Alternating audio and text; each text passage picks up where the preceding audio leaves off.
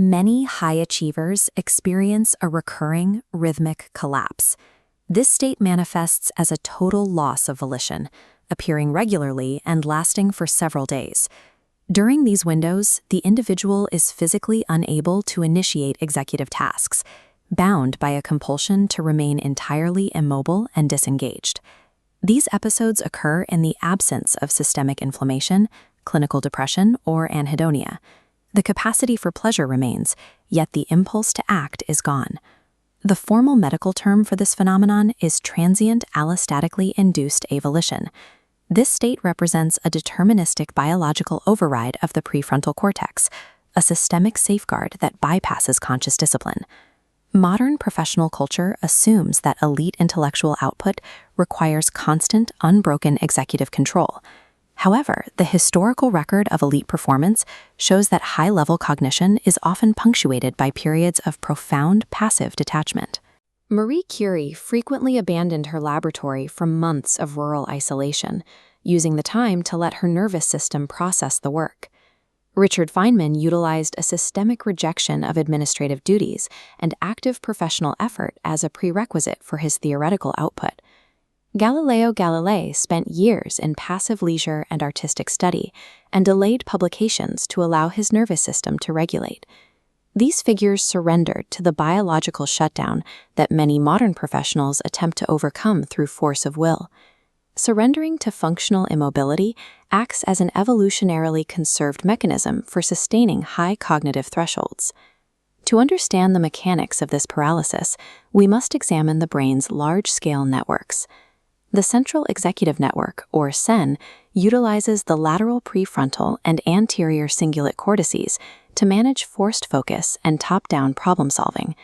The Default Mode Network handles daydreaming and passive self-reflection. Under normal conditions, its activity is suppressed when the CEN is active. The Salience Network serves as a toggle, directing resources between the two. Weeks of high-achiever stress lead to time-on-task exhaustion. This physically degrades the Salience Network's ability to maintain the CEN connection. At a critical point, a brain strike occurs. The Salience Network yields, forcing the executive functions offline. The system responds by defaulting to absolute dominance of the Default Mode Network. This network lockout renders the brain unable to initiate work or formulate multi-step plans. The tools of willpower go offline during this structural reconfiguration of brain networks. Zooming into the cellular level reveals the chemical driver of these executive networks, dopamine. Dopamine functions as the mathematical currency of effort-cost computation, modulating the perceived energy required for an action. Forcing the prefrontal cortex through months of difficult, unrewarding tasks depletes the presynaptic dopamine pools in the striatum. The cell protects itself from this chronic stimulation through receptor downregulation. Glucocorticoids released during stress bind to the D5 dopamine receptors, causing them to retract downward into the membrane. D2 receptors also drop in density to shield the cell from metabolic burnout. This chemical drought produces a functional form of loss of psychic self-activation. Without these receptors, the brain lacks the substrate needed to translate a mental intention into a physical act. These cellular changes follow the predictable accumulation of allostatic load. The capacity for active coping is limited. The system typically encounters failure between 8 and 12 weeks of sustained high pressure. Chronic stress accumulation causes toxic cortisol levels to intersect with the falling dopamine baseline. By the end of this quarter, unremitting cortisol becomes neurotoxic.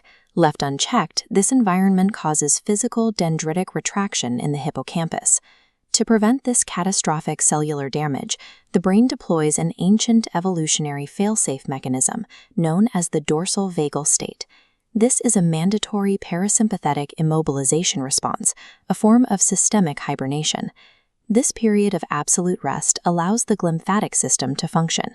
Intracellular space expands by 60%, enabling the brain to flush out neurotoxic waste products. The avolition episode acts as an emergency brake pulled by the vagus nerve, shielding the brain's architecture from permanent stress-induced atrophy. Even in a state of functional paralysis, high achievers tend to gravitate toward a very specific behavior, rewatching familiar media. This is driven by reward prediction error, or RPE, the primary cost associated with mental effort. Processing novel tasks requires the CEN to calculate possible outcomes. This creates high RPE and rapidly exhausts metabolic resources. Familiar narratives have an RPE of absolute 0. Because the brain knows the ending, it ceases all predictive calculation. Rewatching old media provides a strategy for keeping the brain occupied while requiring 0 metabolic cost. During this behavioral pause, the brain initiates a period of active repair. This low-stress window triggers the SGK1 kinase pathway. SGK1 physically rebuilds and resensitizes the D2 and D5 dopamine receptors, reversing the stress-induced damage. This biochemical reconstruction lasts between 2 and 4 days, a duration dictated by the rate of protein synthesis.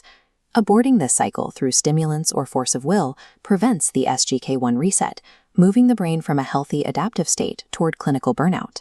The cyclic shutdown provides the biological maintenance protocol required to sustain high-performance thresholds over a lifetime.